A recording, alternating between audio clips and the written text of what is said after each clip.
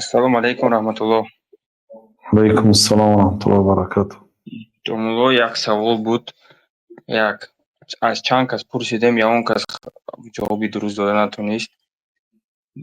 Агар фаҳмида бошед, дар Россия магазини Краснобелие аст. چی مگزین های؟ Магазине ки ҳам продуктам надораду, магазине ки дар онҷо бисёртар вай мефурӯшанд, ҳам пиво ва арақ ҳамин чизое ки خای ғайри қонуни ислом. Дар ҳамон магазин бародарони мо как продавец кор мекунанд, не ки ман дар вай ҳамон компания ревизор кор мекунам. Магазин маҳкам мешавад, мо бегонем баъди маҳкам шудани магазин мерем, плони остатки товара ҳисоб мекунем, мебуроем мерем. Кори ман ҳалол аст ё ҳаром? شما هم همون همکاری همون ها هستید ده؟ یعنی مبلغی که از همون مغازه میگیرید از پول همون مال های حرام است. ранги یعنی ки чӣ қадр дар банк кор мекунӣ, ранги ҳамон астанд? بله شما соучастники همون کارخانه هستید. یعنی شما با همون намешавад ки дар офиси ҳамон корхона кор кунем? نه در آفیسش هم کار کنید نمیشه. شما مادامی که علم دارید، یعنی شما الکی مادامی که اینقدر علم داشتید، شما میتونید به کارخانه های مسلمان ها خودتون رو پیشنهاد کنید. کارخانه های дар як حلال шаҳри ки ҳастем, бахшиш гапона буридам, дар як шаҳри Россия ҳастем ки зиёда аз бисёрияш тоҷику, не ки кори ки масалан мусулмонӣ ё ки ягон кори нормале кунем, гӯем нест хеле кор. هست کار. شما به میلیونرهای تاجیک و مسلمان ها مراجعت کنید. شما آدمی که مادامی که این علم دارید، شما به همه در کار هستید. فهمیدید؟ شما به هر یک سوپرمارکت و گیپرمارکت اگر حلال باشد، و هم خیابان برادرای تاجیک بسیارش سوخه فروختی که کار میکنن، ریویزیور بسیار کاری هست. اگر مگزین کار کردم، در 2 سال کار کردم، بنابراین شما به همه در کار هستید. شما اگر هنرتان، علمتان واقعا به درجه رسیده باشه، شما به همه لازم هستید. هر یک صاحب کار شما رو به کار میگیرد. جوید میابید انشاءالله. من کاری من بود که در یک مگزین توجیکو одежда обувь администратор кор мекардам, маблағ кам медоданд. بعد اینجا که کار دارم آمدم، اینجا даже 2 مرتبه بسیار اولگ میچه، 2 مرتبه اوبایش اودیخش بسیارتر.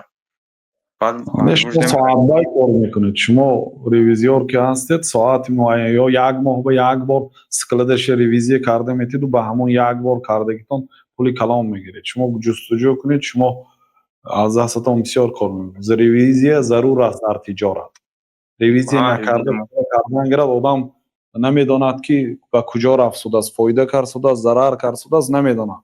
ریویزی مهم، حداقل 1 سال به یک بار حتمی است برای هر یک صاحب کار. главный офис дар Челябинск моро ҳамин як рӯз пеш Москва рӯй карданд. а Москва Тюмен рӯй мекунанд, Перм рӯй мекунанд, ҳама ҷо рӯй мекунанд. олик нормале не ки ҳама мегӯяд ки буро ин кор ки кори ту мекардаги ҳаром.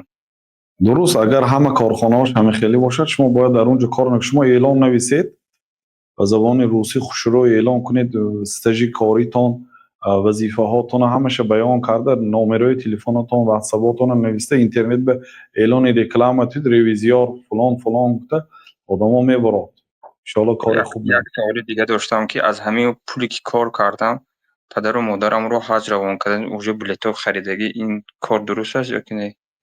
خب بلیطو خرید دیگه چیکار کنیم؟ از الله تعالی الله قبول کنند. دیگر حج عمره و گناه های گذشته توبه کنید. اگر از همین روز باز استید از همین کار، بعضی مفسرها زیر تفسیری فله ما سلف، کسی که بس کند و فمن تاب توبه کند فله ما سلف، گذشتهش الله تعالی میبخشد.